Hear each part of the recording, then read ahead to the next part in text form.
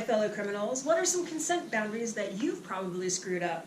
Hugs come to mind immediately. Burners are a touchy-feely, huggy lot, and we are constantly grabbing each other and pressing our entire bodies up against each other. And 99.99999% of the time, this is fucking fantastic.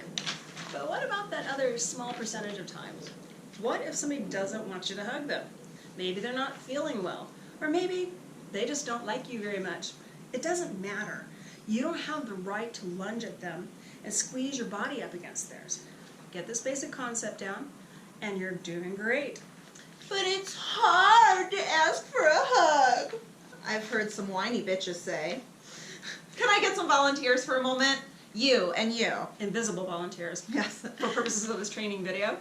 Hello. So invisible volunteers. Yeah, so you're going to bring up your volunteers, and you're going to say, here's how to get consent to hug somebody. It takes a fucking split second to do. I'll be the invisible volunteer. Okay. You open your arms, and you say, hug, and you wait a beat or two, and you let the other person close the gap. Oh, yes, I'd love a hug. Some other combinations of words that you can use is, are you a hugger? Oh, yes, I'm a hugger. Hug me, hug me, hug me. Handshake, slap on the ass. All of the above? Ouch. Easy, huh? Thank you for your help. You're so welcome. I'm glad I could help. Now, these rules apply to all owners of tits and penises equally. Just because you have the boobs doesn't mean that everyone wants to be up close and personal with them. Just most of us. And for fuck's sake, don't give out creepy hugs. If you're rubbing your junk on somebody, excuse me. And for fuck's sake, don't give out creepy hugs. If you're rubbing your junk on somebody while you're hugging them, do you think they don't notice? Do you think people don't talk about you? Jesus. Look, most of us are made of good intentions. But if a cop pulls you over and writes a speeding ticket, they truly don't care if you meant to go 80 in a 45 zone or not. Your intentions don't define the outcomes. Your actions do. So, same with consent.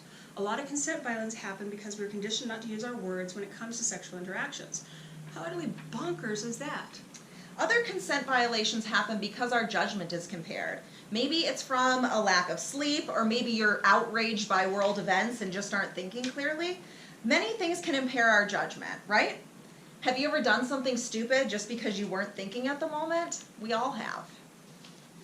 What's the number one granddaddy longlegs impairer of all things judgment? Come on, we all know it. The destroyer of common sense. The elixir of sexiness. The comedian in a bottle. That magic liquid that makes you an awesome dancer. Alcohol! Which is coming up in section 3.